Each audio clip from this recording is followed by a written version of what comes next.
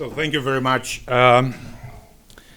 First line, I would like to convey my deep thankful to the Institute for Cultural Diplomacy and for Mr. Donfield, especially for this invitation to hold a talk with you and to share with you about the situation in the Republic of Moldova now, as well as the situation in the region, which is not an easy one. But bearing in mind that I am not the first speaker today for you, I do believe that you are already bored, already tired, and it makes no sense for me and for you to push you once more again to hear a 20 minutes or half of hour speech about nothing. But just to engage in a proactive, interactive dialogue with you, which, frankly being, I'm not a fan of long speeches which makes audience in 5 minutes to sleep away. That's why I am proposing to you just to switch directly to the question-answer session, but after just 2 sentences about the Republic of Moldova. First of all, the Republic of Moldova was, is, and will be an European country, despite the political fights in the Republic of Moldova as well as from outside the Republic of Moldova. The Romanians who are living in nowadays Republic of Moldova, we are belonging to the big European culture. We have a same history, same culture as Romania has. We were splitted from Romania due to some historical situations, but we're still thinking, we're still acting as a one nation, 2 states. How long it will take, nobody knows.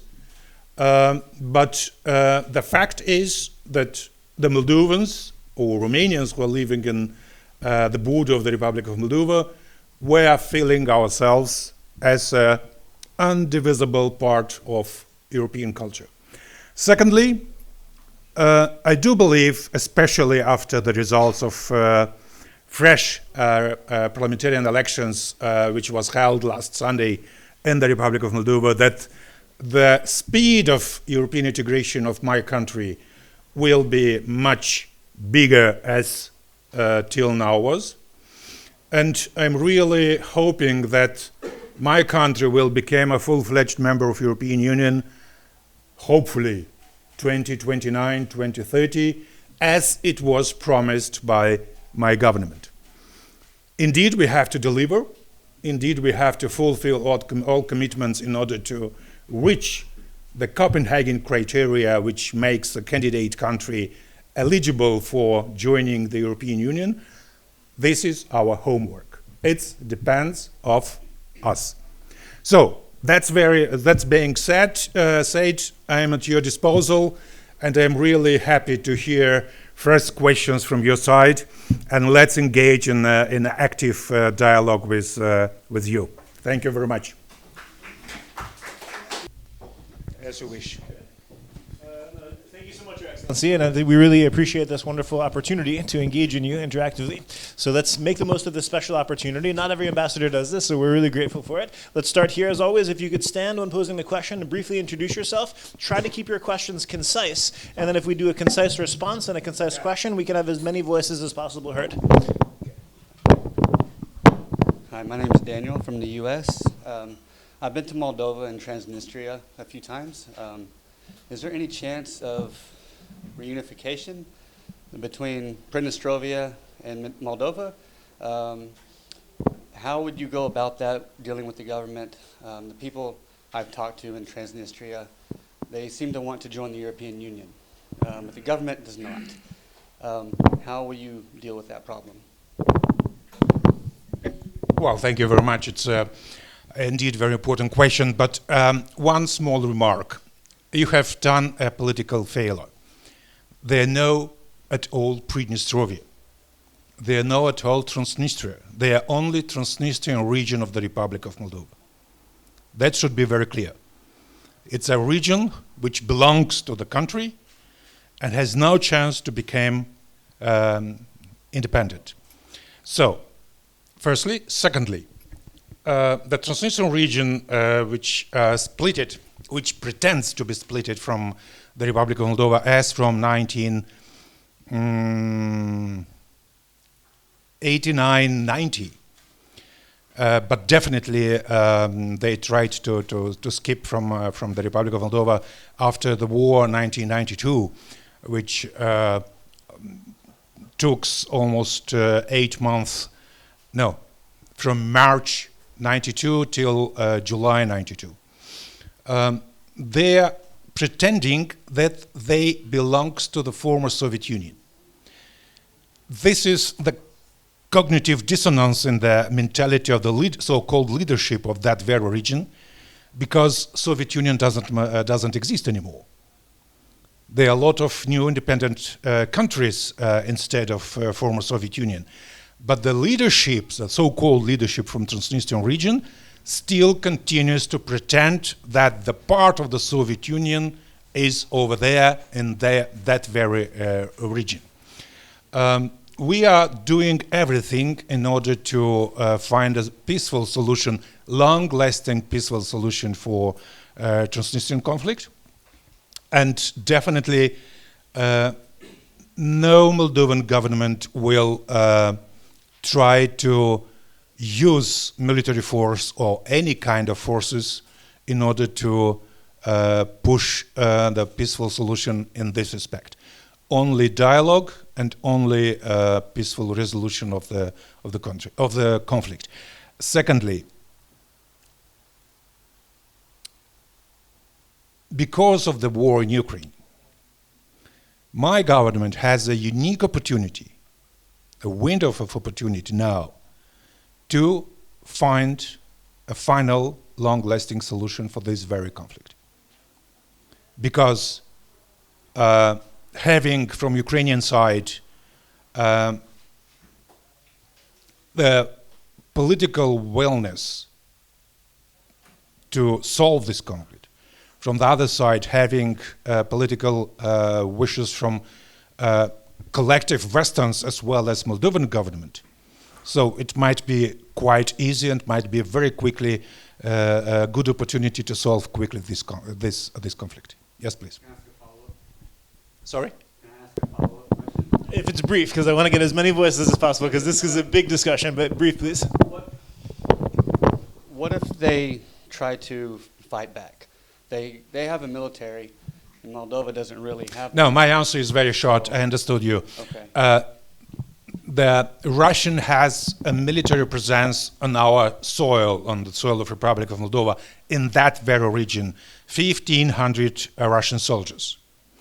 A part of that contingent is the peacekeepers, who are legally on our soil, according to the agreement of ceasefire agreement from July 1992. So from those 1,500 Russian soldiers, 800 are peacekeepers. It remains how much? 700. So those 700 Russian soldiers are standing illegally on our soil. But the Moscow is pretending that those very 700 soldiers, they have to protect the huge ammunition store which is in that Transnistrian region of the country, which remains from the Soviet Union period. And according to the OSCE estimations, in that very storage are still being kept more than 50,000 tons of ammunitions. Attention, not weapons, ammunitions. So it's a huge store.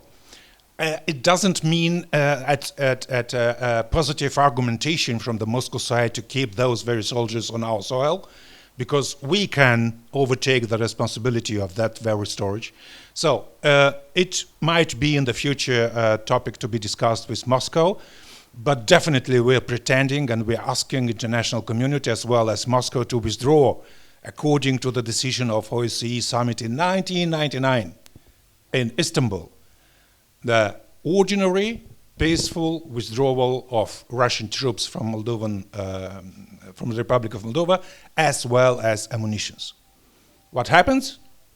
Since 1999, almost nothing. So we're still working on. Big questions, but I want to continue. I'm not sure. I think. But sorry, but just I'm not answering. No chance for those contingent of Russian troops in Transnistria, deployed in Transnistrian region, to be a huge risk for the peace in the region, because can you imagine 1,500 Russian soldiers, probably not very well trained. It's not a big problem. For example, the Ukrainian army is still keeping on Ukrainian soil, on the Moldovan-Ukrainian border, along Transnistrian region, more than 30,000 Ukrainian soldiers. Excellent. Ladies first, and then we'll come to you. Okay, please. Hello, my name is Ted Awor. I'm Hi, from Ted. Kenya, but I'm a student at ICD. So my question is regarding the EU membership. Yeah. Because you recently had your election last month on the 28th thereof. Last Sunday. Yeah, the parliamentary election. Yeah. But the split was 50% pro joining European and the other. But how you are talking, you are very optimistic. By 2029, you guys are gonna be able to join the European. What brings the optimism? Because 2029 is in 3 years, and a lot can happen in 3 years regarding also the Moldovan-Russian tension. The tension between Russia and my country, you mean? And also, what gives you the optimism by 2029? Well, my optimism is being based on the reality on the ground. The Republic of Moldova was already wishing to join European Union as from very beginning of its independence after the disappearance of Soviet Union in 1991. Moldova declared its independence on August 27, 1991, and immediately declared its wish to approach European standards, European values, and so on and so far. Just a small figures. Having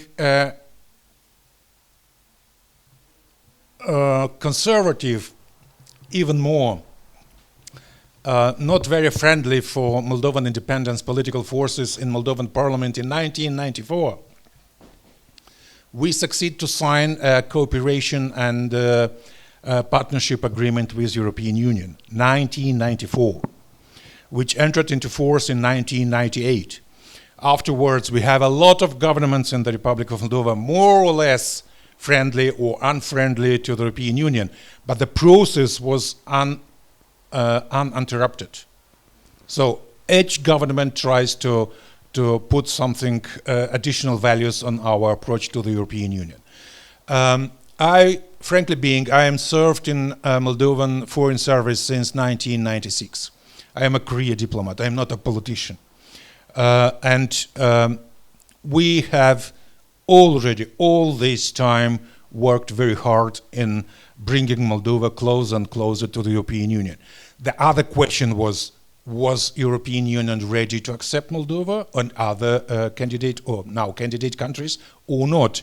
And I remember very well how upset we were in Moldova with so-called Eastern Partnership Initiative from European Union side, established in 2008, if I remember well. It was 2007, 2008, Swedish-Polish initiative to give for Eastern European countries and Caucasus countries the image of being welcomed in the European Union without opening the European perspectives. That was a tricky situation. And for us it was quite clear that it's not a European perspective for our countries, but something like instead of. And just from my own experience being a foreign minister of my country in 2020, or no, at the beginning of 2021, we decided with Georgian colleague and Ukrainian colleague at that period, Dmitro Kuleba, to make our own club within Eastern Partnership Initiative, so-called associate club, associate trio within Eastern Partnership. And I cannot explain you how a huge resistance we have faced from Brussels side, from European Union side. Being accused, we have been accused that we are splitting the whole initiative in two parts. And immediately after beginning of the war in Ukraine, the attitude from the European Union side toward those very countries changed in 180 degrees. So it's quite easy to be interpreted as a political interest. But nevertheless, my duty and the duty of any government in the Republic of Moldova is to use any opportunity to bring Moldova closer and closer to the European Union. Because European Union, being membership of the European Union, means security, means prosperity, means democracy and so on and so forth, which all together open a security umbrella over that very those countries. Hello, my name is Neoka, I'm from France. Mr. Ambassador, congratulations on the elections last Sunday. Thank you. And in your opening remarks, you were talking about once being part of Romania and that you guys share the same culture, share the same languages, blah blah. And I wanted to know. It was not blah blah. No, but you know, like all of the above. Sorry. No. And then eventually, like you guys are a different country.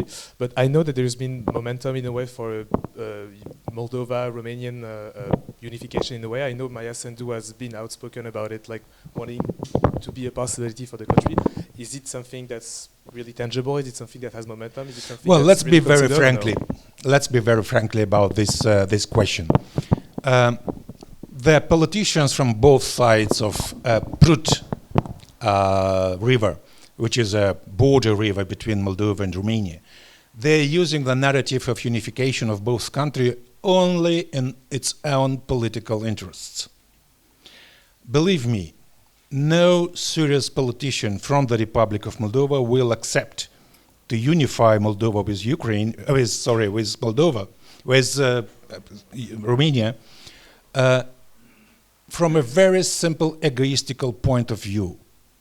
They all want to keep their position as high-ranking politicians of Republic of Moldova. From the other side, when we're looking from Romanian side, the most Romanian politicians are speculating with this narrative of reunification of both countries, just trying to get some more percentage before in election campaigns for Romanian parliamentarian elections or presidential elections and so on and so forth. So in between campaigns, in between election campaigns, no one is talking about reunifications. So it's very clear. It's from one side, it's purely political, egoistical point of view. From the other side, it's purely elections interests. Excellent. So I think we have time for maybe one final question before we continue. So quick. So don't be shy, please. And if you could briefly introduce yourself.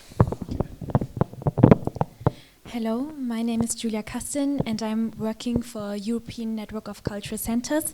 So I'm based in Brussels and I worked in the European Parliament before.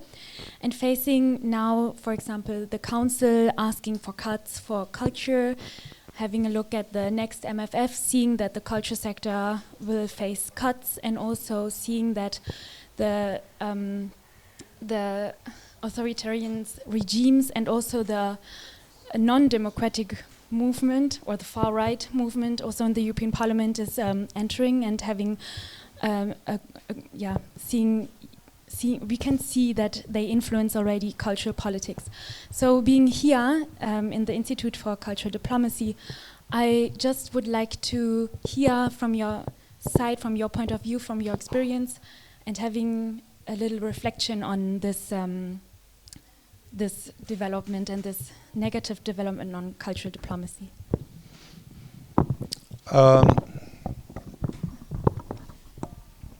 Quite frankly, that's a typical development bearing in mind that the mainstream political parties, they in last decades, few decades, have definitely lost their linkage to their own political doctrines.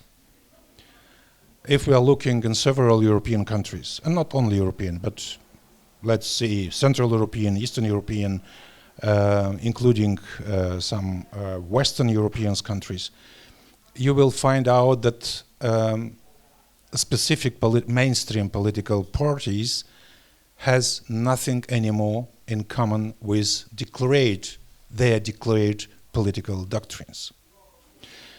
As a result, it wake up a huge unsatisfaction in the society, which is looking for some alternatives. And it's quite normal in such situation.